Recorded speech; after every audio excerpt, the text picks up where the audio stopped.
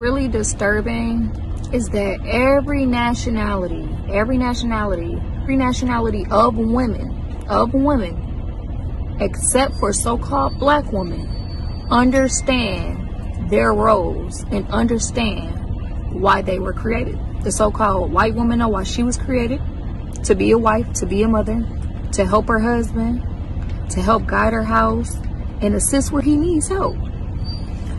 The Asian woman understand that. Arab woman understand that. The East Indian woman understand that. So on and so forth. It's only the so-called black woman that does not understand why she was created. And it's simple. You was literally created to be a wife, to be a mother, to be a helpmeet to your husband, to love him, to love your children, to guide the house, and shine in your role. That's simple. Everything outside of that, you have been deceived and indoctrinated by the so-called white man.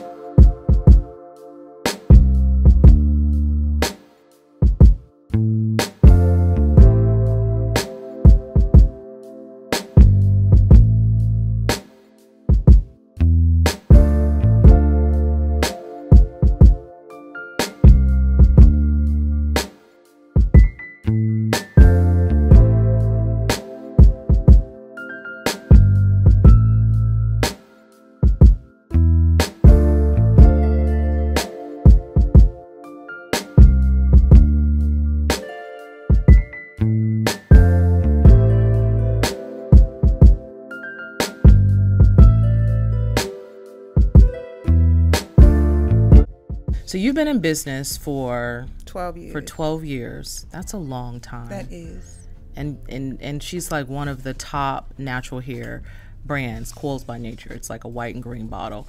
But anyway, when it comes to other entrepreneurial women, what's going on with women? Why do you think women entrepreneurs are like we're winning? Like there's so many of us. Why do you think that is? Ooh, you're not gonna like my answer. Ooh. Please give it to us plain. I personally think it's systematically done. I think it's systematically done. Okay, so I know I'm gonna get a lot of flack, but girl, just start from the beginning. I really believe that, our culture, African Americans living in the United States, we're traumatized. We're a traumatized culture, right? Because of where we came from. Slavery, Jim Crow, systematic racism, all of that stuff, right? So one thing that they did during slavery is that they made sure to emasculate the man, right? And then make the woman powerful, right? And the reason why they made the woman powerful is because we birthed the babies, right? And we are the primary caretakers of the babies.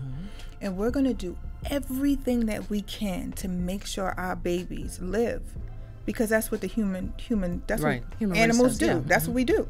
We make sure that our babies live, right? So we're going to be more,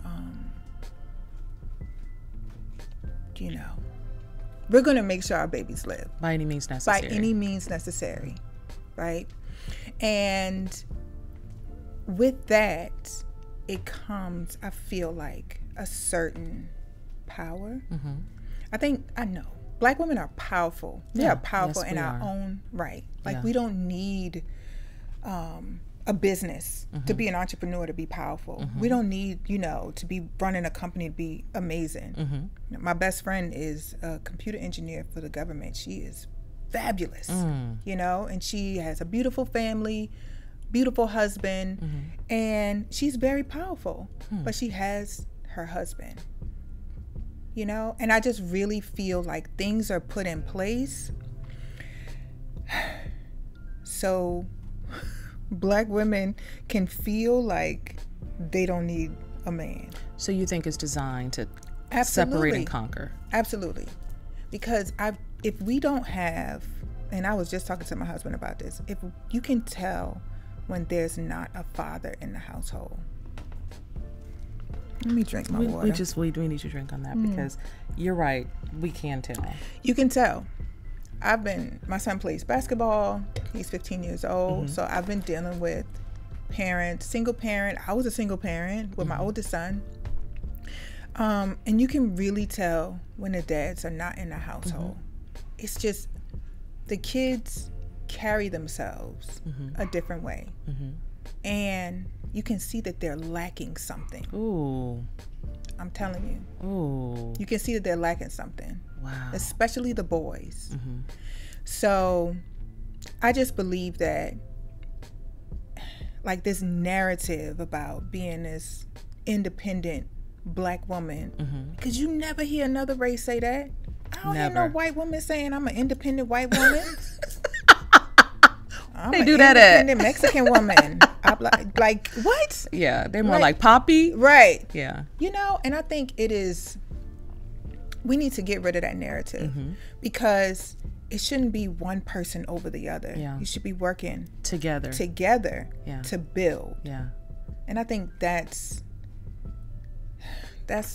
really the real reason why we're doing so well. yes. They're promoting it. They're promoting it. And I think because we're I guess the word is more palatable. Right. Black men they're more their competition. They are, and they are not afraid to speak their minds. Yeah. Because Or let me fight. tell you, when I'm in a meeting with my husband, honey, I'll be like, why would you say that? I'm like, I need to know. You know what I'm saying? Right. He'll say things that Yeah. I'll be thinking. Yeah. And I'll be like, I'm going to be ladylike. He'll be like, well, what about this? And I'm like, Okay. Right. But You know, sometimes you need that. You need that. Listen. You need that. I say stand in the front, honey. Yes. Take all the shots. Yes. So all of the grants, all of this stuff for Black women this, Black women that.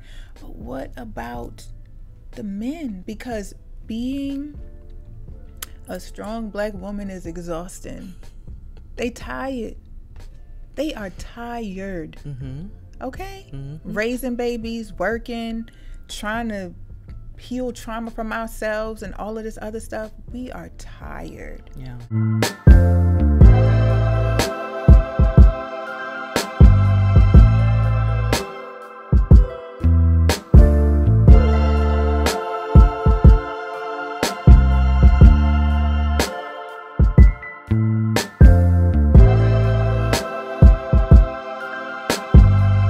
The feeling of racial pride is not new for many African Americans, but the resurgence of black awareness and pride, black men and women face new problems, not only in relation to white society, but to each other in a black society. Recently, there has been a stream of articles on this subject, and the Chicago Daily Defender, America's largest black newspaper, began a series some weeks ago on the emergence of the new black woman. Betty Washington, reporter for the paper, surveyed the Chicago scene to report on how black men and women believe the revolution in racial pride will affect them and their families, before the sociologists and experts tell us how we are supposed to react. As a reporter for the Chicago Daily Defender, and as a black woman married to a black man, I've become deeply aware of the effects of this new black revolution on the relationship between black man and black woman. I see it among my own friends, and I also see it in my home. But the most revealing and the most vocal statements about what the new black man expects from the new black woman came when I met with a group of young unmarried friends one Saturday afternoon. I think that what's happening in America as far as black men, black women is concerned is that there's a revolution within a revolution. we are fighting our own woman. Our woman will not allow us to emerge as black men. No. But our black women, who has been put in this role of aiding white America, white structure, and castrating the black male, has continued doing this. She cannot live with us. It's not that we can't live with her. Are you blaming us? Are you saying that it's our fault that this happened? No, I'm not blaming black America women. I just said that I'm blaming the system. They are victims of the system like the black male. Well, why do you say that we are castrating you? You say that you want to be the leaders. Okay. Well, what about the black professional woman?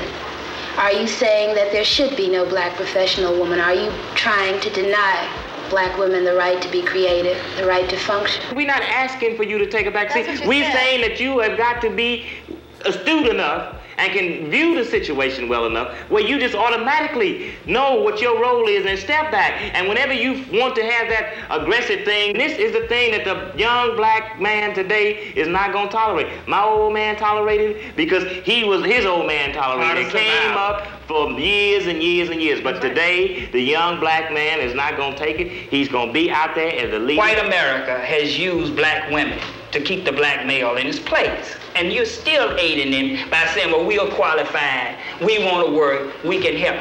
Okay, how are you going to reprogram men so that they don't let us take over what's supposed to be their responsibility? And men that I have had dealings with, they are perfectly willing to sit back and let us do anything we want to. I don't think that you have to reprogram men. I think you have to reprogram women. No, you have to reprogram the man so that he will forcefully take what belongs to him, because you know women, as long as we can get, we're gonna get, and it's part of our being. We're going to do anything to you that you let us, whether we want to or not. You don't want to live on the level of income that I can afford you in love. Me, on the basis of that, you want to always be aspiring to have all those things that's a part of the great middle-class white American society, and because I can't deliver these things to you, you say that you are not a man. I don't measure a man by how much money he can bring home. I measure a man by how he treats me. Whether when I'm tired and I'm sick and I'm scared, he's there. For these women, the men are there. But with the feeling of racial pride has come new conflicts and new problems. Across America, they meet to discuss what black awareness means to their families and to them as black women of today. You know, there have been a lot of myths created about the black family. We all recognize that. And one of the most pernicious myths is the myth of the black matriarch, you know. And this whole concept, and I think this is one of the reasons that the black community reacted so negatively to the Moynihan report, because we know that that's not true. It was not like the black woman has not been a matriarch in the sense that it has been defined thus far. And thank God research, and I hope black research, is being done now to reverse that kind of thing. In fact, the black woman has been a woman at the head of a household, not by choice, but by necessity. And more often, that's right, and more often than not, she is not a strong, matriarchal, aggressive, domineering figure. She is a woman in search of a man. But this story has not been told. The prejudiced society created what we have now. So that's what we were. Okay, we have a revolution going on.